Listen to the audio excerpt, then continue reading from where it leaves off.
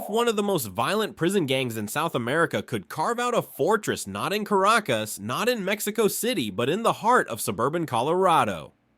That is the shocking reality federal agents revealed in Aurora, where the Venezuelan syndicate known as Tren de Aragua, or TDA, attempted to establish its U.S. beachhead. The discovery sent shockwaves through law enforcement circles, raising an urgent question: if a gang forged in Venezuela's collapsing prisons can burrow into America's neighborhoods, how many other foreign groups are already hiding in plain sight? The bust in July 2025 was described as the largest crackdown on Tren de Aragua in U.S. history. 30 indictments, 28 arrests, and 69 seized weapons, including one converted for fully automatic fire, exposed the scale of an organization that had turned apartment blocks into command centers. These weapons were not the tools of petty crime. They reflected a paramilitary arsenal, including pistols, modified to fire-burst assault rifles, and smuggled ammunition routed through South America and Mexico. Authorities also intercepted fentanyl, methamphetamine, cocaine, and the new synthetic stimulant pink cocaine, confirming that Aurora was not a backwater outpost, but a logistics hub in a global network. This story resonates beyond Colorado. It comes at a time when the United States is grappling with new external threats. Ukrainian drone strikes are battering Russian bases in Crimea, Israel, and Iran are on the brink of direct confrontation after the Tehran regime accelerated its uranium enrichment program, and tensions in the South China Sea continued to mount as US and Chinese warships shadow each other near disputed islands. Analysts warn that while America's attention is drawn overseas, transnational gangs like TDA are exploiting gaps at home. Federal prosecutors emphasized that Tren de Aragua was not just smuggling narcotics, it was testing whether the Venezuelan prison playbook of terror, extortion, and control could be exported directly into US neighborhoods. Aurora's Ivy Crossing apartments became ground zero for this experiment. Families reported armed men patrolling stairwells, pounding on doors, and demanding cash rent payments. Videos leaked online showed Venezuelan gangsters casually brandishing rifles in shared spaces where children played. Despite these images, some local politicians initially dismissed the warnings as fear-mongering, a denial that allowed the gang to expand undisturbed. According to Professor Robert Bunker, a counterterrorism expert at the U.S. Army War College, TDA's infiltration should be seen in the same category as Hezbollah cells in Latin America or Russian organized crime in Europe. These are not street gangs in the classic sense. They are paramilitary structures backed by international logistics able to project power far beyond their point of origin. The arrest operation itself resembled a military campaign. More than 40 coordinated raids struck stash houses and safe apartments across Aurora in a single day. Undercover teams from ICE, FBI, ATF, and DEA had spent 10 months embedding themselves in the network, posing as buyers and middlemen to build airtight cases. When the hammer fell, it was not just soldiers who were captured, but high-ranking figures with direct ties to leaders still based in Venezuela and Colombia.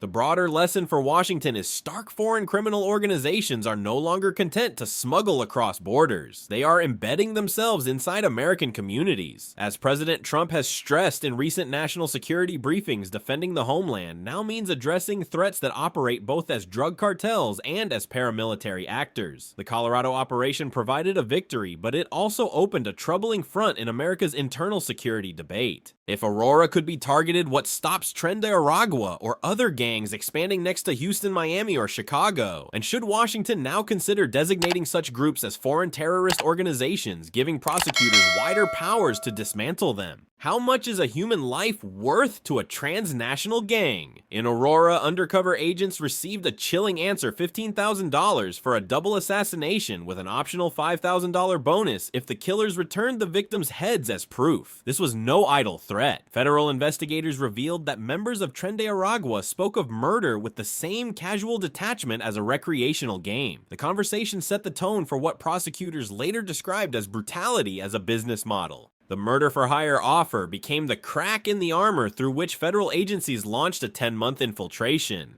ICE, FBI, ATF, and DEA operatives worked in tandem, carefully mapping the gang's logistics routes. Their findings confirmed what many in Washington had feared: this was not a local crew hustling drugs for quick cash. It was a command and control structure directed from Venezuela and Colombia in real time, with orders filtering down to cells in Colorado, Florida, and Illinois. Experts point out that such ruthlessness mirrors the tactics of Russian Wagner-linked mercenary outfits in Africa or Iranian proxy militias in the Middle East. The strategic intent is the same weaponized fear to consolidate power. A 2025 report from the Brookings Institution noted that transnational crime groups are increasingly adopting hybrid models blending organized crime with paramilitary intimidation. Tren de Aragua's open discussions of beheadings, filmed torture sessions, and extortion schemes align with this trend, making them more akin to insurgents than ordinary gangsters. From a national security perspective, this matters because brutality is not just an internal feature, it becomes a tool of deterrence.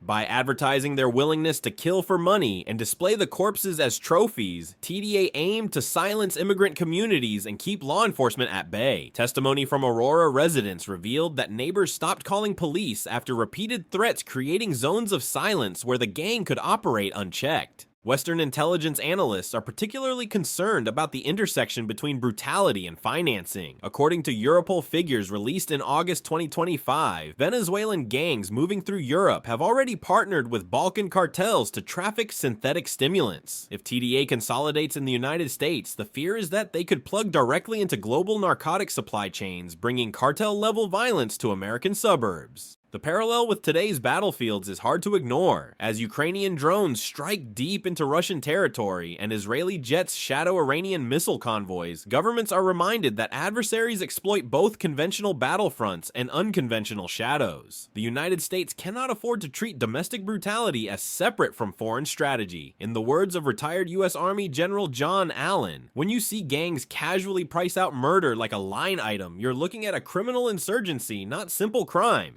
The Colorado case highlights a grim reality: brutality is scalable. If Aurora was one testing ground, what prevents Tren de Aragua from replicating the murder-for-hire model in Miami's immigrant corridors, or in the industrial Midwest where migrant communities are growing rapidly? With the U.S. already stretched by commitments in Europe and the Pacific, will domestic law enforcement have the sustained resources to combat this hybrid criminal-military threat? Can an ordinary American apartment complex transform into a fortress of fear overnight? Aurora's Ivy Crossing provided a shocking answer. What began as a modest housing development for working-class families became the epicenter of Tren de Aragua's U.S. presence. Residents described armed men roaming stairwells, pounding on doors, and extorting rent payments in cash.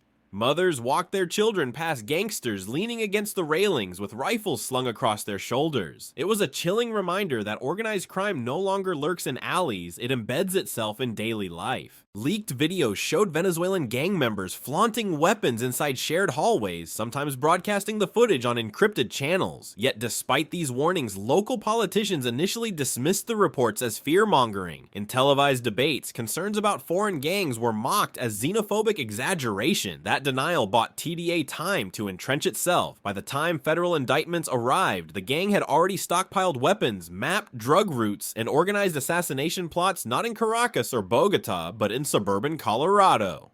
Aurora's police chief later admitted that TDA's method was parasitic: infiltrate vulnerable immigrant communities, exploit them through extortion, and then expand outward. The comparison with how Wagner mercenaries embedded themselves in African mining towns, or how Iran-backed militias captured neighborhoods in Baghdad, is telling. In each case, civilians bore the brunt of intimidation, while political leaders downplayed the threat until it became unavoidable. From a strategic lens, this raises alarms for NATO and the West. While the alliance focuses on deterring Russia's missile deployments in Kaliningrad and monitoring China's naval buildup in the South China Sea, criminal syndicates are turning Western cities into their staging grounds. A report released by Germany's Bundeskriminalamt in September 2025 noted a 40% increase in South American gang activity inside Europe, particularly in Spain and Italy, often linked to migrant flows. The Aurora case shows the United States is facing a parallel trend. Residents at Ivy Crossing described living under what felt like military occupation. Some apartments were abandoned, entirely boarded up, after families fled the escalating violence. Social workers reported spikes in school absenteeism as parents kept their children home to avoid crossing gang-controlled hallways. The psychological toll was immense. A study by the University of Denver cited during the trial found that stress levels among families in Ivy Crossing matched those of displaced populations in active war zones. Western experts stress that the most dangerous element is not the firepower, but the normalization of terror. According to Dr. Moises Naim, a Venezuelan-born scholar and former minister, TDA's visibility is part of its strategy. They want people to see the rifles in the stairwells. Fear is their oxygen. Silence is their shield. This approach echoes what ISIS once perfected in Mosul: use of everyday spaces as theaters of intimidation.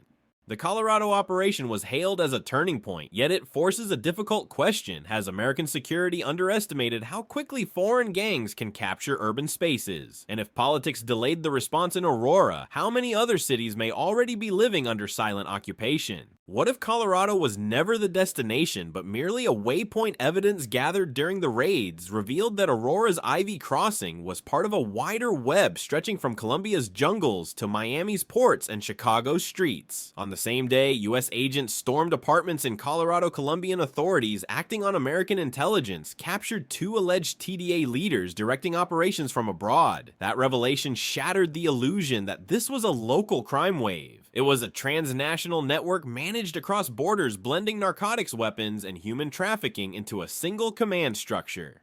Prosecutors described the system as industrial-scale trafficking, backed by military-grade firepower. Investigators uncovered that shipments of fentanyl and meth were being routed through Central America disguised as commercial cargo before entering the United States. Guns in turn flowed southward, some purchased legally in Midwestern states, and then smuggled to Latin America in exchange. The model mirrored that of Mexican cartels, but with a Venezuelan imprint, more militarized, more brutal, less concerned with secrecy. This raises profound strategic implications. NATO intelligence assessments in late 2025 warned that transnational gangs increasingly resemble irregular military actors capable of destabilizing not only cities, but entire regions. As Washington commits resources to supporting Ukraine's defense and preparing for potential conflict in the Taiwan Strait, these networks exploit gaps in homeland security. The Aurora case illustrates how foreign syndicates can create domestic vulnerabilities that mirror external threats. Western experts caution that the global reach of gangs like TDA could intersect with hostile state actors. Professor Bruce Hoffman of Georgetown University, a leading authority on terrorism, told the BBC in August 2025 that criminal syndicates provide the infrastructure hostile states may piggyback on smuggling routes, safe houses, logistics corridors. The risk is that tomorrow these pipelines could just as easily move arms for militias or technology for rogue regimes. In other words, today's drug shipments could become tomorrow's weapons convoys.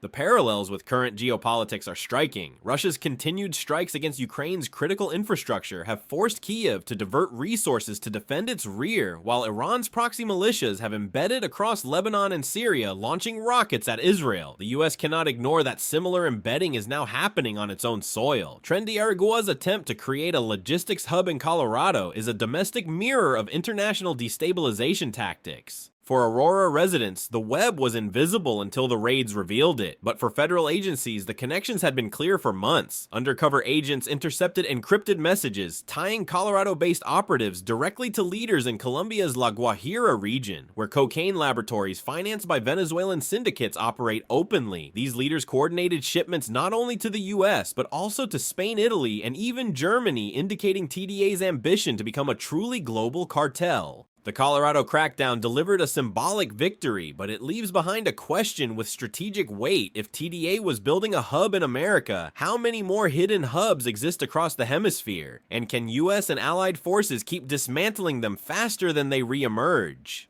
How can a gang born inside Venezuela's collapsing prisons become a threat across 17 American states? To answer that, one must trace Tren de Aragua back to its origins. In Venezuela, the state lost control of its penitentiaries years ago. Inside sprawling compounds like Tacaran, inmates seized the upper hand, stockpiling grenades, RPGs, and automatic weapons. They dug tunnels, built nightclubs, even opened fast food stalls within prison walls. These prisons morphed into mini-states, and the gang that controlled them, Tren de Aragua, emerged as a criminal empire.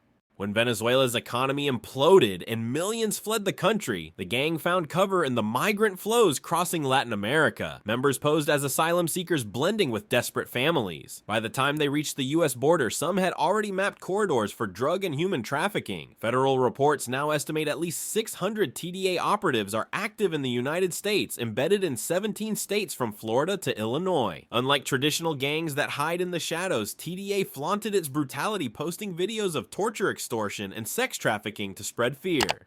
This strategy has echoes in today's global security landscape. In Eastern Europe, Russia's war machine uses paramilitary intimidation to dominate occupied zones. In the Middle East, Iran's proxies openly brandish weapons to control populations. Tren de Aragua follows the same playbook, fear as governance, violence as currency. For immigrant families who fled Venezuela's chaos, the nightmare simply followed them to American soil. From a Western security perspective, the danger is that such organizations erode trust in democratic institutions. Communities under gang occupation stop cooperating with police, mirroring how militias in Iraq or Afghanistan cut local populations off from state authority. Dr. Vonda Felbab-Brown of the Brookings Institution argues that this is a classic insurgent tactic. By weaponizing extortion, these groups substitute themselves for the state, creating parallel authority structures. Moreover, the Venezuelan diaspora has created both opportunity and vulnerability. While millions of honest migrants seek safety, gangs exploit the same pathways. This duality fuels political debates across the West. In Washington and Brussels, hardliners cite TDA as proof that migration flows need stricter vetting. Human rights advocates counter that blaming migrants for gang infiltration risks punishing victims of the same violence. The truth lies in between. Foreign gangs are piggybacking on humanitarian crises, and governments must adapt without demonizing those they are meant to protect. By mid-2025, Europol reported a sharp uptick in Venezuelan gang activity in Madrid and Rome, often tied to Tren de Aragua. Spanish police dismantled a cell in Valencia that mirrored Aurora's model, extorting migrant families in public housing complexes. The lesson is clear: TDA is not a regional anomaly, but a global phenomenon expanding wherever Venezuelan migration creates cover. For the United States, the strategic implication is unavoidable. If Tren de Aragua has already spread to 17 states, then Aurora was not an isolated success story. It was a warning shot. Can the US, stretched by commitments to NATO and Indo-Pacific deterrence, sustain a campaign against a gang that adapts like an insurgent army? Or will hesitation allow TDA to entrench itself as deeply in North America as it once did in Venezuela's prisons? Was the Colorado crackdown the decisive blow to Tren de Aragua, or merely a temporary setback? Federal officials hailed the raids as a major victory, pointing to a 75% drop in emergency calls at Ivy Crossing apartments after the bust. Families who once lived under constant threat could finally sleep without fear. Yet investigators admitted that Aurora was just one hub among many. Intelligence pointed to active TDA cells in Kansas City, Miami, Chicago, and beyond. In other words, the battlefield shifted, but the war was far from won. The debate now centers on how the United States should classify and combat such groups. Should Tren de Aragua be treated as a criminal gang subject to conventional law enforcement, or designated as a foreign terrorist organization, granting federal authorities broader powers to target their finances and networks abroad? Security experts argue that the latter may be necessary. According to Dr. Bruce Bagley, a veteran scholar of Latin American security, if they operate transnationally, coordinate across borders, and wield military-grade firepower, then by every metric they function as a terrorist entity. The strategic consequences extend beyond US borders. NATO officials in Brussels warned that the same methods used in Aurora, embedding in housing complexes, intimidating migrant populations, exploiting weak political responses, are being replicated in European cities. The concern is that foreign adversaries could exploit these gangs as proxies. Russia has long used organized crime groups in Europe to launder money and move weapons. Iran has cultivated smuggling networks to bypass sanctions. Tren de Aragua could become another tool in this gray zone conflict, undermining Western stability from within. Meanwhile, US intelligence agencies warn that cartel-linked gangs are increasingly experimenting with advanced technology. Drones originally designed for smuggling contraband have been adapted for surveillance, and analysts caution it is only a matter of time before they are weaponized on American soil. This development mirrors the war in Ukraine, where commercial drones have been converted into lethal strike assets, and the Red Sea conflict, where Iran-backed Houthis deploy explosive drones against international shipping. The parallels are unmistakable. The same innovations that shape modern battlefields are filtering into the criminal underworld. Politically, the issue has become a flashpoint. President Trump has demanded that Congress approve stronger anti-gang legislation and increase cooperation with Latin American partners. Critics argue that securitizing immigration risks stigmatizing vulnerable communities, but supporters contend that ignoring the problem would invite further infiltration. The Colorado case demonstrated that foreign gangs can thrive when political denial outweighs security realities. The question now is whether the US has the will to confront Tren de Aragua with the same intensity it brings to foreign adversaries.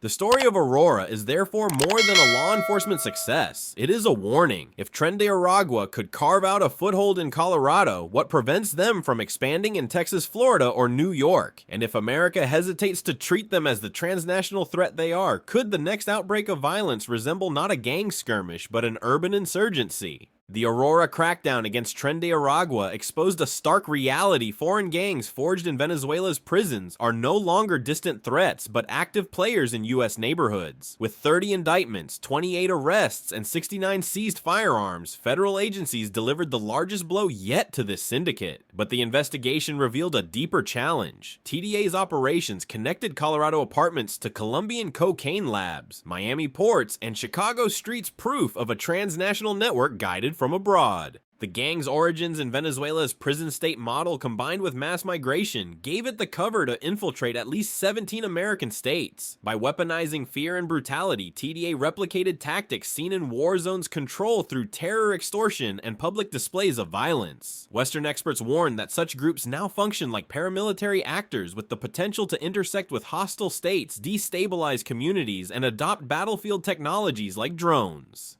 For the US and NATO, the Colorado case is both a victory and a warning. Crushing one hub does not end the threat. The larger question remains, should Tren de Aragua be treated as a foreign terrorist organization, and will the West confront this shadow insurgency before it takes deeper root?